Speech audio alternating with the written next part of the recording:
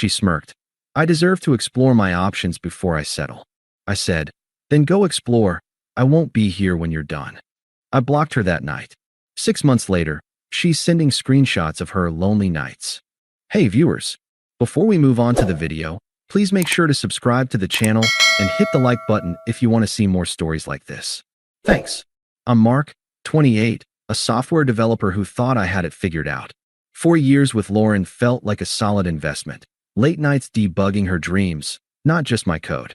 She was 27, chasing influencer stardom, always one viral post away from making it.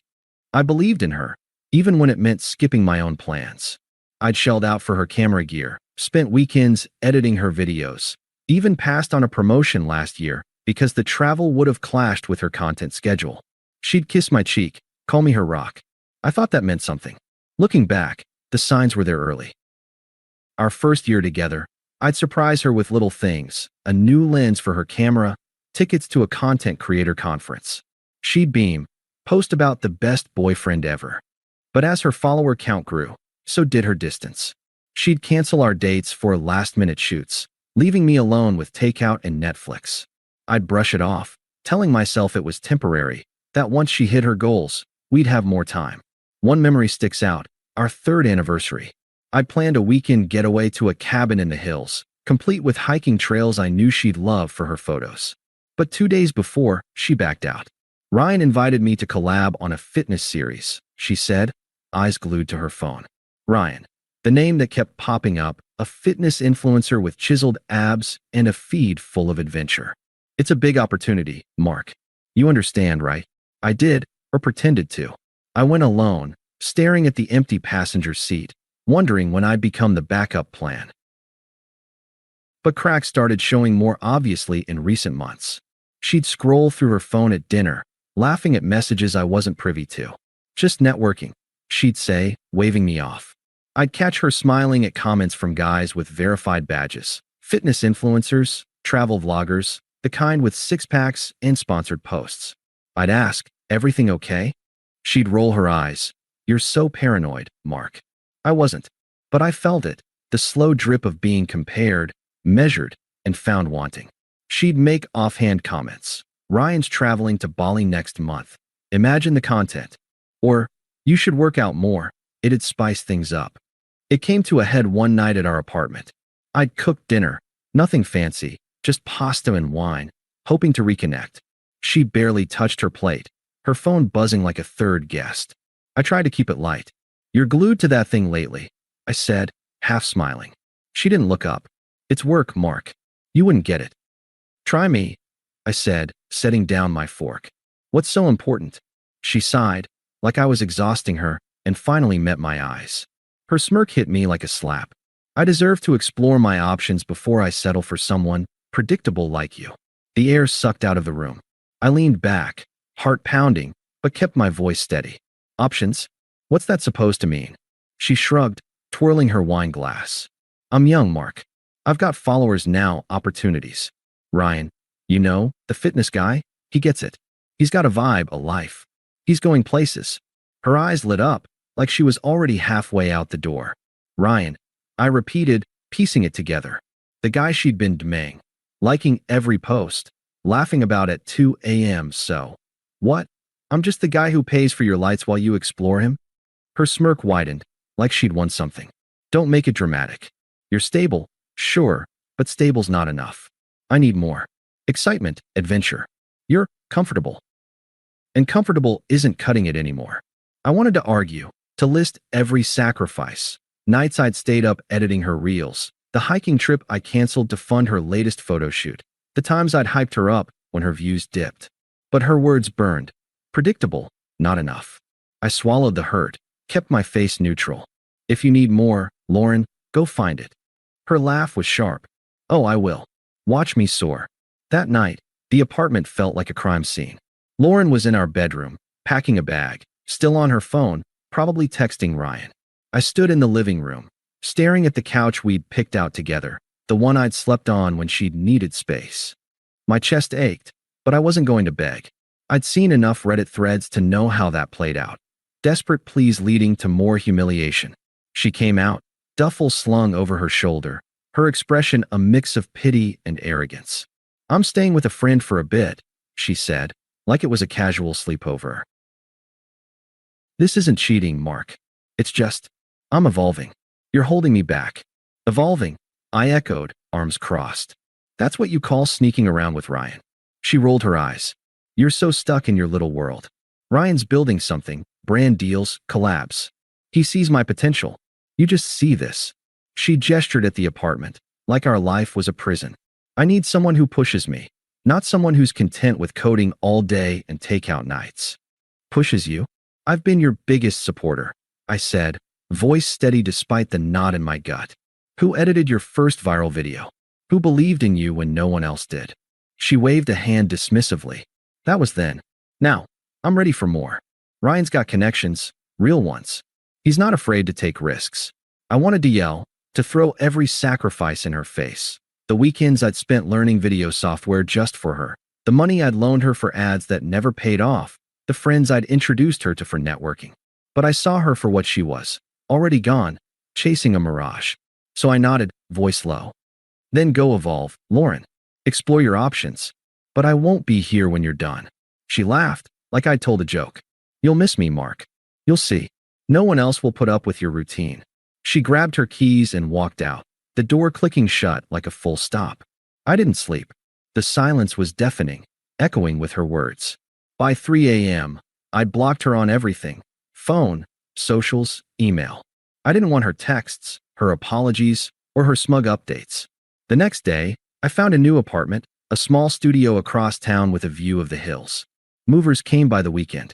I left her stuff in boxes, labeled neatly, and texted her friend to pick them up. Clean break.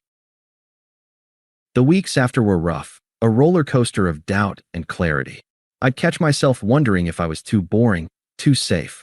Mornings were the worst, waking up alone, reaching for a phone that didn't buzz with her good mornings. I'd replay her words, question what I'd missed, why my stability wasn't enough. But I didn't call her. Instead, I threw myself into work. My manager noticed the extra hours, the sharper focus. "You're on fire, Mark," he said, offering me the promotion I'd passed on before. More responsibility, better pay, a chance to lead a project on AI integrations. I said yes, diving in head first. I started hiking again, 2 solo trips to clear my head. The mountains didn't care about my self-doubt. They just stood there, steady, reminding me of the cabin trip I'd taken alone. Each step rebuilt me, physically, mentally. I joined a local group, met people who valued quiet adventures over flashy feeds. One guy, Dave, became a buddy. We'd swap stories over post-hike beers, his own breakup tales making me feel less alone. Rumors trickled in through mutual friends, unasked but unavoidable. Lauren had moved in with Ryan, posting couple-wide gym selfies, captioning them, "living my best life." But cracks showed fast. Ryan's posts started featuring other women, vague collaborations that screamed red flags. Lauren's content got erratic, over-filtered selfies, vague quotes about trust and growth. A friend mentioned she'd blown through her savings on new outfits and trips, chasing collabs that never materialized. Her follower growth stalled. Comments turned snarky, calling out her sudden couple goals after ditching me. I didn't ask for details. I was too busy rebuilding, layer by layer. For months in, my phone buzzed with a text from an unknown number. "Lauren, hey Mark, I messed up. Can we talk?" I stared at it, the words stirring old embers, but I deleted it. No response needed. She'd made her bed. A week later, a voicemail. "Ryan, he wasn't who I thought. You were always there for me, and I didn't see it." Her voice cracked, but I heard the performance in it, the expectation that I'd swoop in. I didn't call back. Her attempts ramped up, a barrage that tested my resolve. Another text. "I know you're mad, but I'm struggling. Please, just coffee." Then another voicemail, sharper. "You're being childish, Mark." I said, "I'm sorry. Don't you owe me at least a conversation?" I blocked the new number. Mutual friends started dropping hints during casual meetups. She was going through it. Ryan had ghosted her after a public fight online where he accused her of being too clingy in comments. Her follower count was tanking, down 30% as sponsors backed out. Apparently, she'd posted a story calling me boring weeks after we split, a screenshot that circulated and turned people off. Friends we'd shared started pulling away when they saw her hypocrisy, unfollowing en masse. I ran into one of them, Sarah, at a coffee shop. "Lauren's a wreck," she confided. "She's crashing on couches, posting these desperate stories. Ryan used her for a quick boost, then moved on. It's sad." I nodded, stirring my coffee. Sounds rough.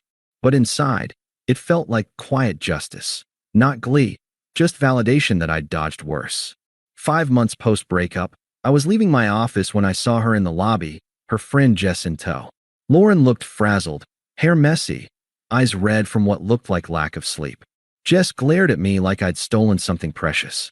"Mark, I need to talk to you," Lauren said, stepping forward, her voice a mix of plea and demand. I kept my tone even, briefcase in hand. "I'm on my way out." "Please," she said, voice low but urgent. "I know I hurt you, but I'm different now. Ryan, he used me for my ideas, then ghosted. I'm alone, Mark. Broke, too." I thought we could start over. Jess cut in, sneering with crossed arms. "You're not even half the man Ryan was. She's giving you a chance here. Don't blow it." I almost laughed at the absurdity, the way they twisted it like I was the lucky one. "Sounds like you both have it figured out. Good luck with that." I stepped past them, heading for the elevator, my steps measured. Lauren's voice turned sharp, echoing in the lobby. "You'll regret this, Mark. You think you're better than me now? Just wait. You'll end up alone too." I didn't turn back. The doors closed, and I exhaled, the encounter replaying in my mind. Her anger was her problem, not mine, a mask for her unraveling. Back home, I journaled it out, turning the sting into fuel. By month 6, Lauren's attempts were relentless, a digital siege I hadn't anticipated. My inbox filled with emails from new accounts. She'd switched to burners after I blocked her numbers. One subject line read, "I'm lost without you." The message was a novel. "Mark, I see it now. Ryan was a mistake. He used me for clout, then ditched me for some fitness model. I've got nothing left. My followers are gone. I'm behind on rent. You were my anchor. Can we just meet? I'll make it up to you."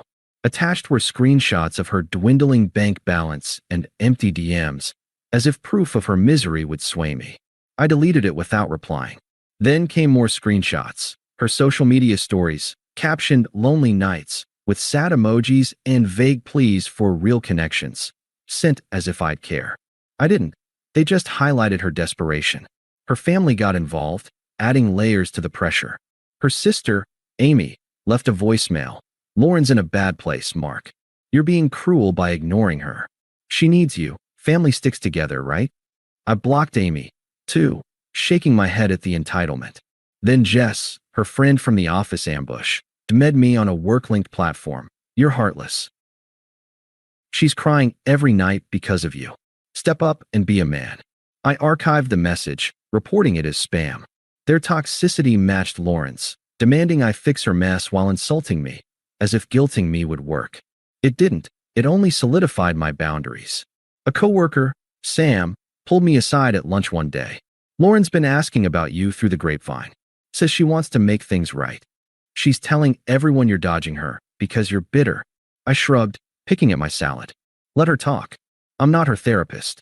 Sam nodded, mentioning he'd unfollowed her after her latest meltdown, a public post whining about fake people and betrayals, which backfired when followers called her out for trashing me post-breakup in old stories that resurfaced. Her reputation was crumbling, sponsors pulling out, her once promising feed now a ghost town of low-engagement posts. I hadn't lifted a finger. Karma was doing the work. Lauren's final email was unhinged, a rambling manifesto. "You think you're so perfect now? I made a mistake, but you're throwing away everything we had. I'll keep trying, Mark. You can't ignore me forever. Remember the good times." She attached old photos. Us at that conference, laughing. I felt a twinge of nostalgia, but it passed. I'd already moved on. New apartment, new routines. I was leading a project at work, hiking most weekends, even started casually dating Emma, a colleague who shared my love for quiet trails and bad puns. Our first date was a simple coffee, evolving into hikes where we'd talk about everything but exes. Lauren's noise was just static now, fading into irrelevance. The engagement party for our mutual friend, Tom, was at a rooftop venue downtown, all string lights twinkling against the city skyline, laughter mingling with soft music. I'd been hesitant to go, too many shared connections from our old circle, but Emma convinced me over breakfast that morning. "It's a celebration," she said, squeezing my hand with that warm smile. "You deserve to enjoy it. Plus, I'll be your buffer." She was right. I was in a good place. My project at work had launched to praise from the team, earning me a bonus and talks of further advancement. Emma's easy companionship made me feel like I was finally free of Lauren's shadow, building something genuine. We arrived fashionably late. Emma in a simple dress that suited her effortless vibe, me in a button-up feeling more confident than I had in months. The crowd was a mix, old friends from Lauren's influencer days, co-workers, and Tom's family. I mingled, chatting about my hikes and work wins, Emma by my side adding her witty insights. It felt normal, liberating. Halfway through, I felt eyes on me, a prickle on my neck. Lauren stood by the bar, clutching a drink, looking out of place in a too-tight dress that screamed trying too hard. Her makeup couldn't hide the exhaustion, dark circles, forced smile. She approached, weaving through guests with unsteady steps, her voice shaky but loud enough to draw attention from nearby groups. "Mark, can we talk? Alone? Please, it's important." I kept my tone neutral, setting down my drink, aware of curious glances from Tom and others. "This isn't the place, Lauren. It's Tom's night." Her eyes welled up, performative tears glistening under the lights. "I know I screwed up. Ryan was a liar, and I'm paying for it. My life's a mess, lost my apartment, can't book gigs. But you were the best thing I had. I see that now. We had something real." Emma shifted beside me, her hand lightly on my arm, but I stayed calm, voice even. "You made your choice," I said. "You wanted to explore. I respected that." She stepped closer, voice rising in desperation, drawing more heads turning our way. "Don't do this. I'm begging you, Mark. We can fix this. I've changed. I'm ready to settle now." Whispers rippled. Tom frowned from across the room, his fiancée shooting Lauren a pitying look. "There's nothing to fix," I said, firm but quiet, not matching her volume. "You explored your options. I explored mine." Her face twisted, anger breaking through the tears like a storm. "You're heartless. You think you're better than me now, with your new girlfriend and your fancy job?" She gestured wildly at Emma, her voice cracking, drawing gasps from the crowd. "I gave you everything, and this is how you repay me?" I didn't flinch, keeping my composure. "I'm just living my life, Lauren. You should try it, without the drama." Lauren's outburst hung in the air like smoke, but the party moved on awkwardly. Guests whispered, some shooting her pitying looks, others avoiding her gaze. She stood frozen, realizing her plea had backfired spectacularly, her humiliation public and raw. Emma leaned in, whispering, "You okay?" I nodded, grateful for her steadiness, squeezing her hand in return. Lauren tried one last time, her voice cracking with a mix of sobs and defiance. "Mark, please. I'm alone. I have nothing. No home, no friends left. You can't just erase me like this. We had history." I met her eyes, calm, detached, the realist in me taking over fully. "Lauren, you erased yourself. You chose Ryan, chose options over what we built. I chose me, my peace, my growth. I'm happy now, and you're not part of that equation anymore." I gestured subtly to Emma, to the friends around us clapping Tom on the back, to the life I'd rebuilt brick by brick. "This is my reality. You don't fit in it, and that's okay." Her jaw tightened, tears spilling freely now, but she had no comeback, no twisted logic left. "You'll regret this," she muttered, echoing her office threat, but it was hollow, defeated. She turned, stumbling toward the exit, ignored by the crowd as conversations resumed without her. Tom approached later, clapping my shoulder with a sympathetic grin. "She's a mess, man. You dodged a bullet. Heard she's couch surfing now, posting those pathetic stories that get no traction." I nodded, watching Emma laugh with a friend across the room. Lauren's downfall was complete, her followers gone, her finances shot from reckless spending, her friends alienated after her lies and hypocrisy unraveled online and off. Mutuals had shared screenshots of her begging for collabs, only to be ghosted, mirroring how she'd treated me. I didn't hate her. I didn't care enough to. She taught me a valuable lesson about self-worth, about not settling for being someone's safe option. As the party lights glowed and toasts rang out, I raised my glass to Tom's future, feeling lighter than I had in years. She'd explored her options. I'd found my peace, and it was better than anything she could offer. Thanks for watching.